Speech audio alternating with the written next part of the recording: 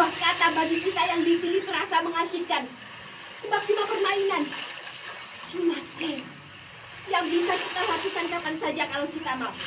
Bahkan permainan itu bisa menghabiskan waktu kita berjam-jam di depan layar ponsel, laptop atau komputer. Sambil menikmati camilan dan minuman yang lezat. Sementara bagi saudara-saudara kita yang berada di Palestina, di Gaza, siapapun mereka, apapun agamanya, perang telah mengubur semua mimpi dan masa depan mereka. Sejak perang berkecamuk, belasan ribu anak-anak telah terkubur. Orang-orang dewasa telah mengubah dunia ini menjadi tempat yang menakutkan dan penuh ancaman. Mengapa, Tuhan? Mengapa kau tak menciptakan bumi yang lain? Tanah yang lain, yang hanya dihuni oleh anak-anak. Dipenuhi dengan tempat bermain, rumah-rumah yang tentram, makanan yang cukup, tetap persahabatan dan persaudaraan. Tak mengapa, Tuhan. Tak mengapa jika engkau menginginkan orang dewasa di sana. Asalkan hati mereka dipenuhi dengan cinta, bukan angkara, amarah, dan rasa benci terhadap sesama. Supaya anak-anak tak tersakiti lagi. Supaya ada yang menjaga mereka di malam yang gelap. Supaya ada yang mendekat mereka ketika kedinginan. Supaya ada yang memastikan mulut-mulut mungil mereka tak akan pernah kehausan dan kelaparan.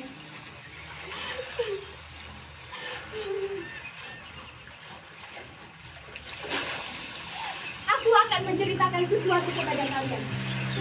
Aku mendapatkan perahu ini beberapa mil dari sini. Berhari-hari aku menyusuri pantai mencari perahu nelayan yang sudah tak terpakai dan memintanya untuk digunakan mengangkut saus. Aku beruntung, Pak Nyoman, nelayan yang memberikan perahu ini untukku. Dengan dibantu Pak Nyoman, aku menyusuri laut dangkal, membawa perahu itu sampai ke tempat ini. Dengan perahu itulah maksudku, aku dan teman-temanku, Made, Joshua, Christine, Ali, Butet, Harun, dan Melin akan pergi jauh, ya jauh sekali.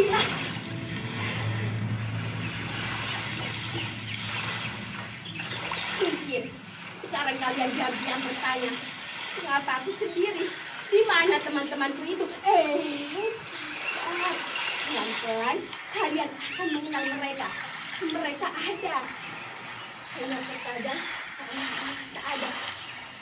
Atau mungkin dianggap tak ada.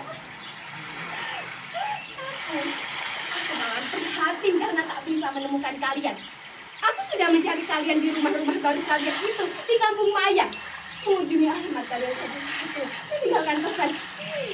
Tapi tak ada satupun dari kalian yang menjawab pesanku itu. Tapi tak mengapa. Mungkin aku ini memang bukan teman yang asik. Aku ini kutu buku, introvert, tak pernah update-update soal kekinian yang sudah menjadi kebiasaan kalian di Kampung Maya. Itulah mengapa aku mengisi daerah kampung ini. Hingga aku menemukan ide sederhana ini, membuat perahu persaudaraan.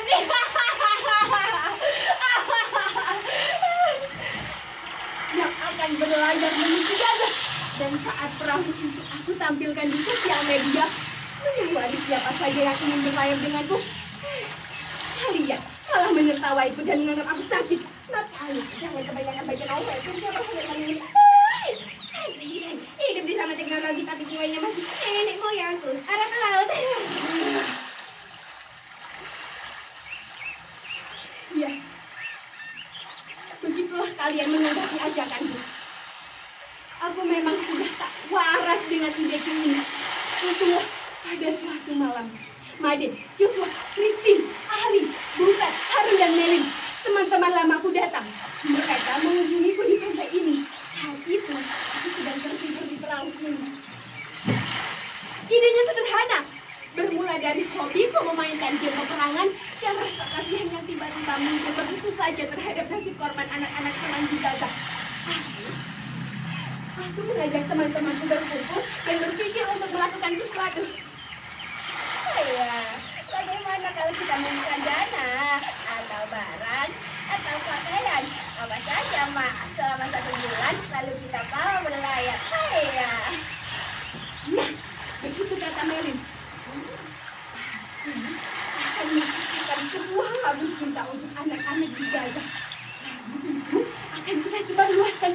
media. Dari sana kita bisa mendapat empati yang besar dan sejumlah uang untuk membantu Gaza. Nah, ide Joshua itu pun langsung disetujui oleh Butet. Keduanya memang hobi bermusik, tapi Joshua sangat spesial. Dia masih sangat belia yang sering dipercaya untuk membuat komposisi untuk kebaktian di gereja. Ini aku membayangkan Joshua seperti mewarisi bakat Amadeus Mozart. Nah, sedangkan Ali dan Harun, mereka mengajak kami untuk membiasakan diri makan secukupnya dan tidak berfoya-foya sebagai rasa hormat dan maaf kami terhadap anak-anak yang kelaparan di Gaza. Nah, sedangkan Christine, dia menyarankan agar kami menulis surat mengadu kepada Tuhan dan mengirimkannya ke Yerusalem ke tembok ratapan. Sedangkan aku dan Nadine, kami mencari perahu untuk melarutkan semua harapan itu. Iya, semua sudah kulakukan. Sebisa-bisaku, semampu-mampuku, demi membuat sahabat-sahabatku itu bahagia dan juga bangga karena memiliki aku. Coba lihat, di perahu ini telah kami kemas seluruhnya. Ada surat-surat, sajak, sepenggal doa, dari pura, kuil, dan gereja. Kami mengumpulkannya hari demi hari dari siapa saja yang ingin menyatakan sesuatu untuk menyatakan rasa cinta. Aku akan melarungkan perahu ini ke laut lepas.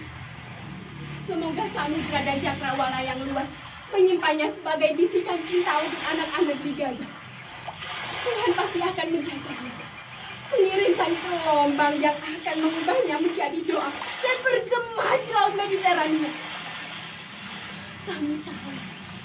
Kami tahu apapun yang kami lakukan ini hanyalah setetes air di tengah samudra penderitaan saudara-saudara kita di Gaza. Tapi kami sangat ingin ada untuk mereka. Sangat-sangat ingin menjadi kebahagiaan yang dikirimkan Tuhan untuk mereka.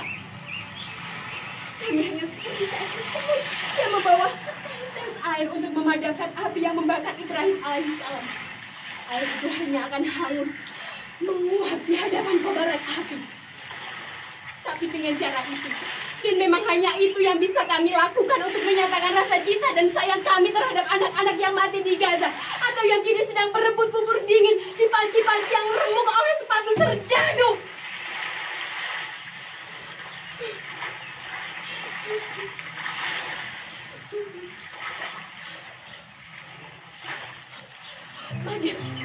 Made, kau sudah siap? Kita akan melaut. Lihat, perahu ini telah kuperiksa dengan sangat teliti.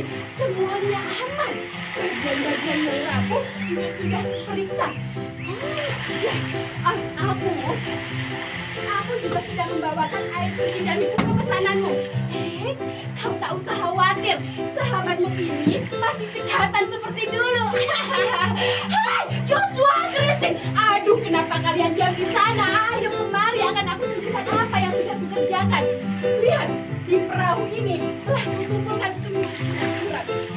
Sebagian sudah kukirim ke melalui pos, dan ini sisanya akan kita bawa bersama perahu ini. Oh iya, aku juga sudah membawakan komik kesukaan kalian. Kalian tinggal duduk manis di sana dan menikmati ceritanya. Silakan sahabatku yang tampan dan cantik. Ali, Harun, aduh, maafkan aku sahabatku. Aku tak membawa ketapelmu itu. Aku pikir tak akan ada lagi yang harus kau hadang dengan senjata batumu itu. Kita akan berada di tengah lautan, melihat matahari yang tenggelam, yang bersih, dan bintang-bintang cemerlang di hamparan gelap malam. Kalian pasti akan menyukainya. Oh ya, kau bisa melukis malammu, Harun. Sedangkan Ali akan mengaji menjalani dari segala hal yang menyebabkan jahat. Oh, Butet! Oh, Rosbah! Rindu kali aku denganmu. Lama tak dengar kamu nyanyi. Masih saja berlagak macam penyanyi rock and roll rupanya. Oh ya, tugasmu dalam perjalanan ini adalah menyanyi. Setiap kali kau melihat kami jadi bosan atau rindu dengan kampung halaman, kau harus menyanyi. Semangatkan kau. Apa? Jatuhlah. Jangan kau lakukan itu. Aku sudah membawanya di perahu itu. Tapi kau harus janji. Kita bermain secara sportif. Jangan kau pakai cara Bang Nagabona itu ya.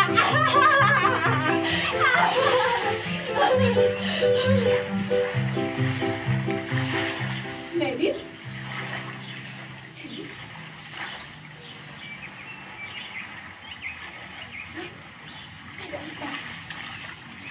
Kau tak jadi ikut dengan kami? Kenapa, Melin? Kalau kau tak ikut, siapa yang akan mengurus kebutuhan sehari-hari kita? Kita semua tak pandai manajemen. Apalagi aku tahu sih. Siapa yang akan mewakili jika sewaktu-waktu ada orang yang menghadiri perahu kita dan menanyakan ini itu? Hanya kau yang menguasai bahasa Inggris, Perancis, Jerman, dan Rusia. Ayo, Melin. Kau akan ikut orang tuamu ke Australia.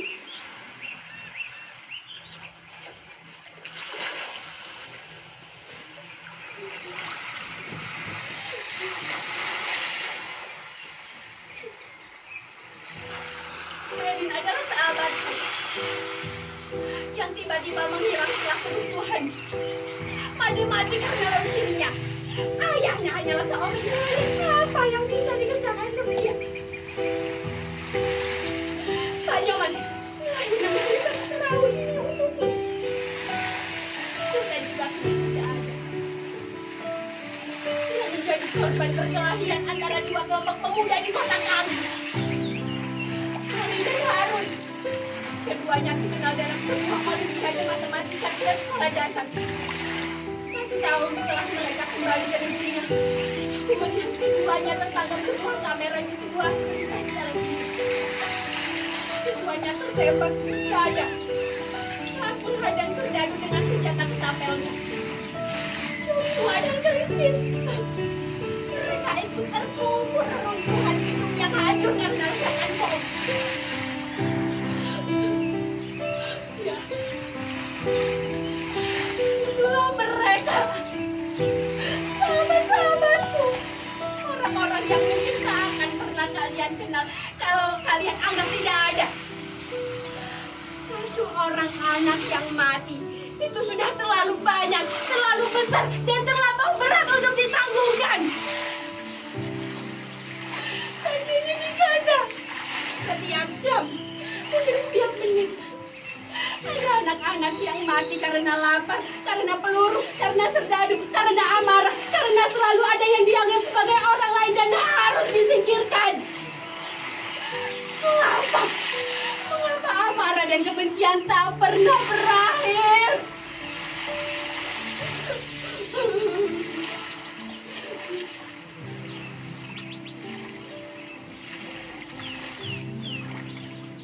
Benda-benda ini aku dapatkan dari sahabat-sahabatku tadi. Raden, Joshua, Christine, Ali, Butet, Harun, dan Indi. Dengan menyimpannya, aku masih bisa merasakan kehadiran mereka. Di saat aku merasa sangat sendiri dan kerinduanku untuk menemani anak-anak di Gaza dianggap sebagai hayalan gila. Mereka mendatangiku di mimpi. Bisa sekali memiliki sebuah perahu yang penuh dengan makanan, buku-buku, mainan, dan camilan. Dengan perahu itu, kami menemukan samudra. Kami seperti sebuah titik putih di tengah semesta kegelapan. Aku sangat ingin ada untuk mereka, sangat-sangat ingin menemani mereka. Maka setiap hari, sepulang sekolah, aku di hari libur seperti saat ini, aku mengunjungi perahu ini dan mengumpulkan apa saja yang kuanggap bisa menyenangkan anak-anak di Gaza. Aku membayangkan mereka tersenyum dan memelukku saat menerimanya.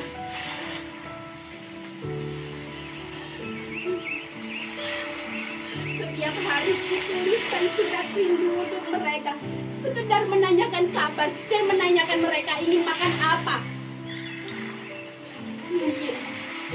Mungkin kalian pun menganggapku sudah tak waras. Tapi Apa yang bisa kuberikan untuk mereka? Ayahku hanyalah seorang nelayan. Apa yang bisa kuberikan? Seharian aku membayangkan ikan-ikan yang ada di lautan ini datang ke Gaza dan menjadi lauk-lauk yang sudah matang di piring-piring anak yang kelaparan.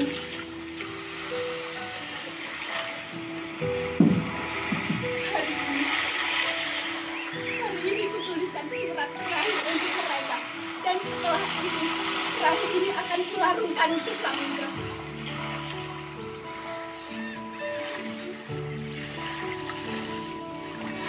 Tuhan, tolong kirimkan tanganmu ini ke Gaza, Tuhan, agar aku bisa selalu memeluk saudara-saudaraku di sana.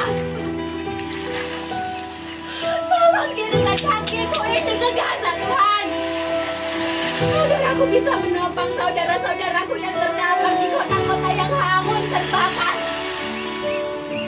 Tolong kirimkan sepasang mataku ini ke Gaza, Tuhan, agar aku bisa menggantikan mata-mata anak yang selalu menangis karena ketakutan dan kehilangan. Tolong kirimkan dadaku ini ke Gaza, Tuhan, agar bisa menjadi perisai bagi anak-anak yang diburu mortir dan peluru. Tolong kirimkan tubuhku ini ke Gaza, Tuhan, dan malah menjadi roti yang tak akan pernah habis dimakan, agar tak ada lagi mulut-mulut mungil yang kelaparan di bumimu yang kini penuh angkara.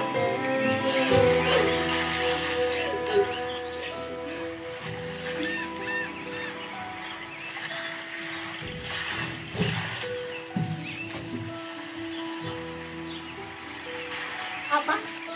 Kalian menanyakan aku siapa?